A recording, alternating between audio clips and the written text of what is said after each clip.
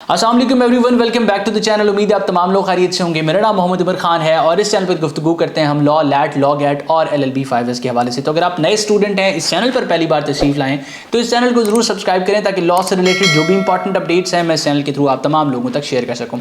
आज की इस वीडियो में हम सब्जेक्टिव सेक्शन के एक इंपॉर्टेंट क्वेश्चन को डिस्कस करने वाले हैं। वो तमाम लोग जो लॉ एडमिशन टेस्ट को प्रिपेयर कर रहे हैं उनके लिए आज का वीडियो बहुत ही हेल्पफुल होगा और मैं आपको यकीन दिलाता हूँ कि इस वीडियो को देखने के बाद एसे राइटिंग का जो पोर्शन है वो आपका कंप्लीटली क्लियर हो जाएगा।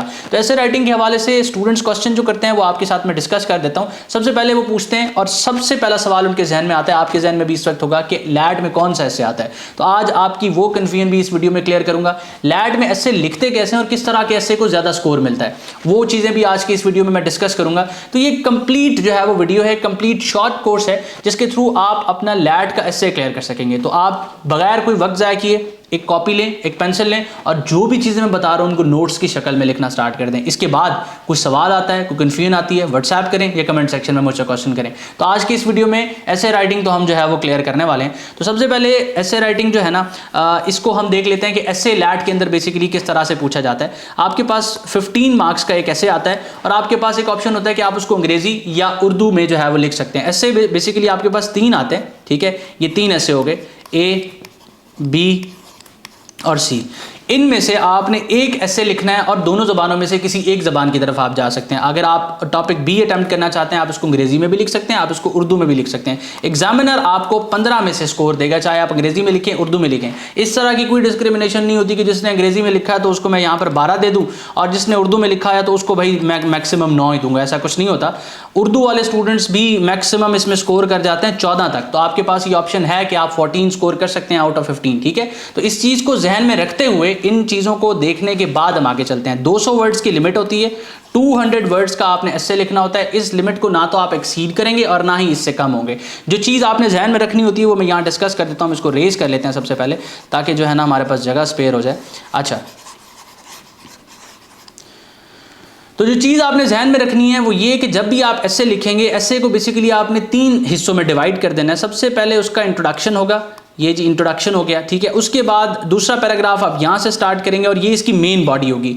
मेन बॉडी पूरे ऐसे में सबसे बड़ा पैराग्राफ होगा। उसके बाद आप यहाँ पर कंक्लूजन लिखेंगे जो सबसे छोटा होगा। कह सकते हैं कि ये आपका 2-2.5 लाइनों पर मुश्तमिल होगा।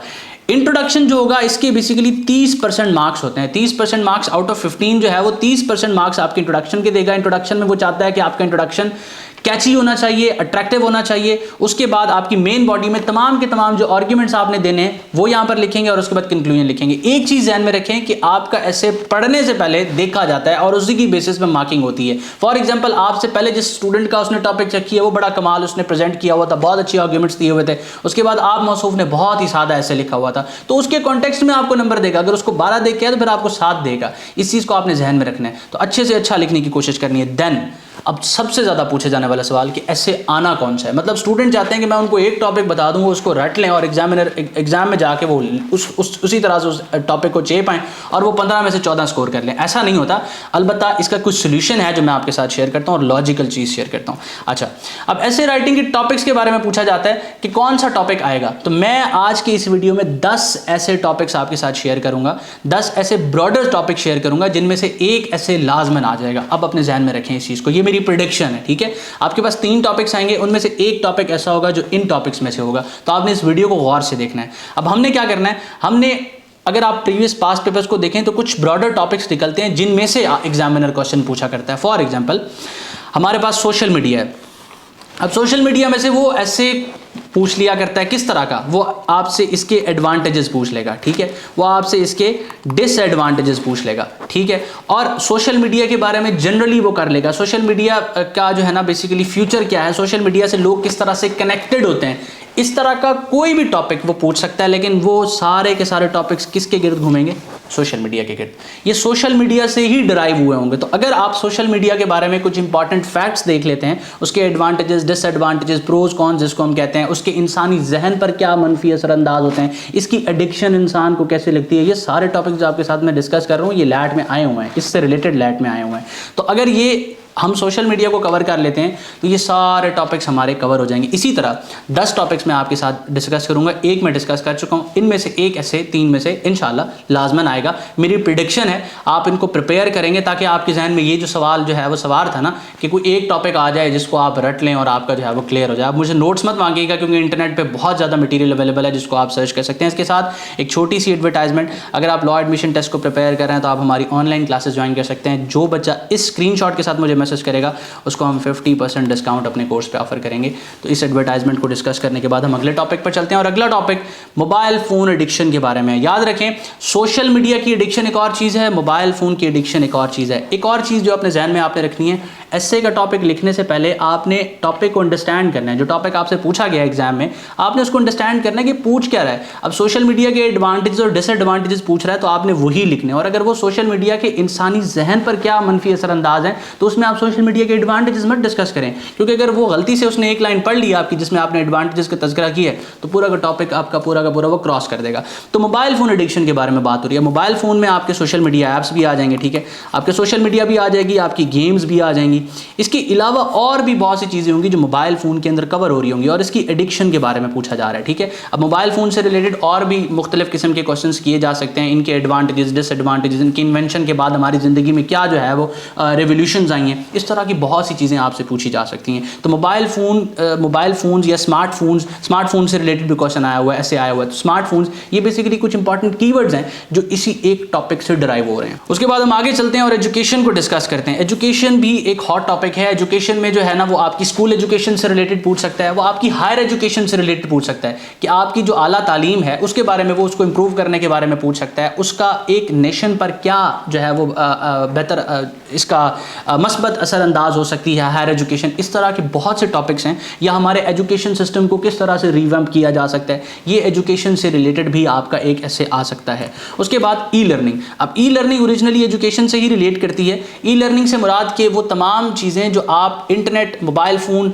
लैपटॉप, स्मार्टफोन को यूज़ करके सीख रहे होते हैं। इसमें ई बुक्स भी आ जाती हैं। ई बुक्स से रिलेटेड भी टॉपिक आया हुआ है कि ई बुक्स जो है वो ट्रेडिशनल टेक्स्ट बुक से किस तरह से बेहतर हैं, या ई बुक्स को हम किस तरह से अपने एजुकेशन सेटअप के अंदर लेके आ सकते हैं, या उनको लेके आने की वजह से हमारी एजुकेशन के अंदर क्या रेवोल्यूशन आ सकती है, ये टॉपिक भी पूछा जा सकता है। तो ई लर्निंग एक ऐसा टॉपिक है जिसमें ऑनलाइन एजुकेशन भी कवर हो जाएगी, ठीक है। Online education versus traditional education cover हो जाएगी, इनके एडवांटेजेस डिसएडवांटेजेस को डिस्कस कर लिया जाएगा। तो ये भी एक ऐसा ब्रॉडर टॉपिक है जिसको आपको कवर करना चाहिए अगर आप लैट में ऐसे राइटिंग के अंदर एक ऐसा टॉपिक ढूंढ रहे हैं जिससे रिलेटेड आप जो है वो कुछ ना कुछ पढ़ के गए हो। टॉपिक अनसीन होता है लेकिन मैं आपको बता रहा हूँ कि इन कीवर्ड से रिलेटेड कुछ ना कुछ पूछा जा सकता है। उसके बाद टेक्नोलॉजी, ये भी मोस्ट फेवरेट टॉपिक होता है एग्जामिनर का। अब टेक्नोलॉजी के अगेन ट्रेडिशनली एडवांटेजेस डिसएडवांटेजेस वो पूछ सकता है। टेक्नोलॉजी के इंसानी ज़िंदगी पर क्या मस्बत असरअंदाज हुए ये पूछ सकता है। टेक्नोलॉजी ने किस तरह से रेवोल्यूशनाइज़ किया है हमारी ज़िंदगियों को, इसके बारे में पूछ सकता है। क्रिएटिव एबिलिटी पर, तख्लीकी सलाहियत पर टेक्नोलॉजी क्या मनफी असरअंदाज करती है, ये भी पूछा जा सकता है। तो टेक्नोलॉजी से रिलेटेड बहुत सी चीज़ें घूम सकती हैं, ये एक हॉट टॉपिक है, इसको भी आपने प्रिपेयर करना है। उसके बाद रोल ऑफ टीचर्स। अब ये एक ऐसा टॉपिक है जो एग्ज़ाम में पूछा भी गया है, 1 से 2 बार पूछा गया है, और ये एलिमेंट्स ऑफ लैट के अंदर भी इंक्लूडेड है। जो लोग नहीं जानते एलिमेंट्स ऑफ लैट क्या है, elements of light the law academy की यानी कि हमारे इदारे की एक किताब है जिसके through students law admission test prepare करते हैं। तो ये रोल ऑफ टीचर्स भी ऐसे के तौर पर पूछा गया, और ये जो टॉपिक्स मैं आपके साथ डिस्कस कर रहा हूँ ये to be honest elements of LAT के अंदर सारे डिस्कस किए गए। तो अब रोल ऑफ टीचर्स को आप जो है मतलब रोल ऑफ टीचर नेशन के लिए क्या हो सकता है, एक स्टूडेंट के लिए इंडिविजुअली क्या हो सकता है। उसके बाद जो है वो जिस तरह मैंने तज़किरा किया कौम पर या यूथ पर एक उस्ताद क्या मस्बत असरअंदाज कर सकता है, इसके बारे में चीज़ें पूछी जाती हैं, क्योंकि एक उस्ताद ही होता है जो किसी कौम को बनाता है या किसी कौम को बिगाड़ता है, ठीक है।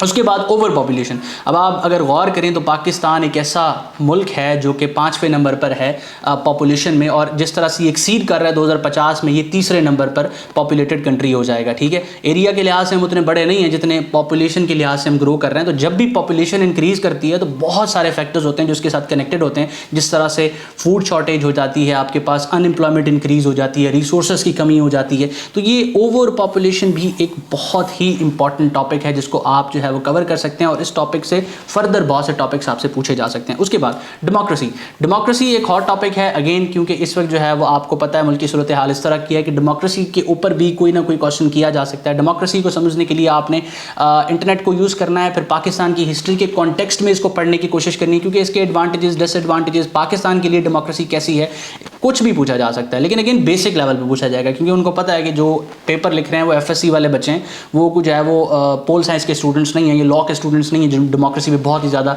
ग्रिप रखते हैं। लेकिन अगेन पाकिस्तान एक डेमोक्रेटिक कंट्री है और डेमोक्रेसी के बारे में हमें पता होना चाहिए। उसके बाद फूड शॉर्टेज, अब ये वो टॉपिक है जो ओवर पॉपुलेशन से लिंक्ड है, लेकिन फूड शॉर्टेज को आपने एक अलग टॉपिक के तौर पर भी कवर किया जा सकता है, क्योंकि ये मुख्तलिफ जो इवेंट्स हुए हैं उसकी वजह से पाकिस्तान भी उस फूड शॉर्टेज की तरफ वक्तन फ़वक्तन, एक एग्रीकल्चरल जो है वो मुल्क होने के बावजूद फूड शॉर्टेज की तरफ जा रहा है या नहीं जा रहा, ये तमाम चीज़ें आपने इस टॉपिक के अंदर कवर करनी है। उसके बाद इन्फ्लेशन एक अगेन टॉपिक, एक ऐसा टॉपिक है जो एग्जामिनर का फेवरेट टॉपिक हो सकता है, क्योंकि आजकल सब लोग महंगाई से बहुत ही मुतासर हैं, तो हो सकता है एग्जामिनर भी मुतासर हो, तो वो इन्फ्लेशन को टच कर सकता है।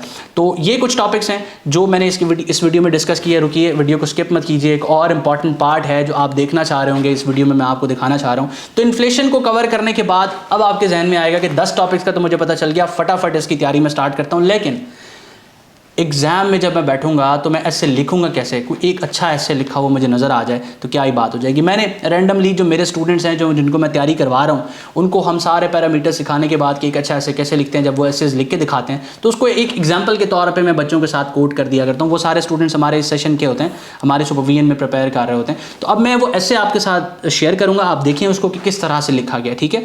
अब वो डेफिनेटली बात एक स्टूडेंट ने लिखा है, उसके अंदर कुछ कमियाँ होंगी, कोताहियाँ होंगी, लेकिन स्टिल वो एक अच्छा ऐसे है और आउट ऑफ 15 मैं उसको अच्छा स्कोर दूंगा, क्योंकि मतलब उसको मैं 12 भी दे सकता हूँ, 13 भी दे सकता हूँ, क्योंकि इस पैरामीटर पे वो लिखा गया। तो ये आपके सामने, और स्पेसिफिकली मैंने उर्दू में क्यों दिखाया, पिछली काफ़ी सारी वीडियोस में मैंने अंग्रेजी में सैंपल्स दिखाए हुए हैं, तो बच्चे शिकवा करते हैं कि उर्दू का सैंपल भी दिखाएं, तो इस वजह से मैंने आपके साथ शेयर किया। एक और चीज़ इसमें ध्यान में रखें, अब 2 के यहाँ शीट में मार्जिन लाइन लगी हुई थी, लेकिन बच्चे मार्जिन लाइन लगा के लिखा करते हैं, मैं इस चीज़ पर बड़ा फोकस करता हूँ। प्रेजेंटेशन पर मैं हमेशा बच्चों को फोकस करवाता हूँ। उसकी वजह क्या है, इस टॉपिक को पढ़ने से पहले एग्जामिनर ने इसको देखना है, और देखते ही मैं तो यहाँ पर असेसमेंट बना चुका हूँ कि बच्चे को मैं जो है ना 15 में से या तो 13 दे जाऊँ या एटलीस्ट 12 दे जाऊँ, क्योंकि बच्चे ने मेहनत की हुई है। अब गौर करें, यहाँ पर एक इंट्रोडक्शन का पैराग्राफ है। इंट्रोडक्शन में उसने बड़े ही जो है ना ब्रीफ तरीके से डेमोक्रेसी को, जमहूरियत को उसने एलाबोरेट किया, एक्सप्लेन किया। देन मेन बॉडी आती है और उसके बाद जो इसका अगला पेज है वो यहाँ पर मैंने इंक्लूड करना भूल गया हूँ, उसके अंदर इसने इसको कंक्लूड किया हुआ है। तो ओवरऑल अगर आप देखें, कहीं पे कटिंग नहीं है, ओवर राइटिंग नहीं है, और अगर आप इसके पॉइंट्स को पढ़ें तो बड़े ही ब्रीफ और जो है वो टू द पॉइंट अंदाज में चीज़ समझाई गई। 200 वर्ड्स के अंदर एक ऐसे लिखना एक बहुत बड़ी आर्ट है, क्योंकि मिनिमम आपको 800 वर्ड्स चाहिए एक अच्छा ऐसे लिखने के लिए। तो 200 वर्ड्स में एक ऐसे को लिख देना और उसमें सारी की सारी मेन पॉइंट्स कवर कर देना एक बहुत बड़ी बात है। उम्मीद करता हूँ कि आज का वीडियो आपके लिए हेल्पफुल रहा है। किसी भी सवाल या कन्फ्यूजन की सूरत में मुझे व्हाट्सएप कर सकते हैं, मैं आप तमाम लोगों के लिए अवेलेबल हूँ। अपना बहुत सारा ख्याल रखें, अपनी दुआओं में मुझे और मेरी टीम को याद रखें। उमर खान को दें इजाज़त, अल्लाह हाफ़िज़।